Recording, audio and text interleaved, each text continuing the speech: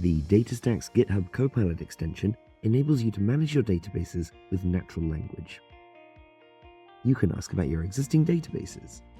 In this case, it gives me details about my database called Rag to Riches, including that it is hosted on Azure in the West US 3 region. You can get help with code, like asking how to connect to the database in TypeScript. And you can ask about other things you might need in the Astra Dashboard, like how to generate an application token.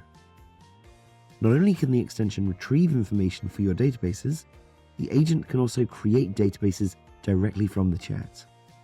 If you don't give it all the details that it needs, it will ask for more. And it will confirm before it takes any actions.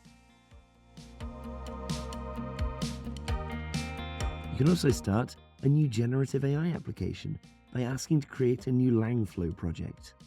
It will give you options for templates to start with, and you can choose a name for it. Once it's created, you can open your new flow in the Astra Dashboard and get on with building your new AI application. The DataStax GitHub Copilot agent lets you build faster by conversing with the databases, the documentation, and Langflow, all via GitHub Copilot chat.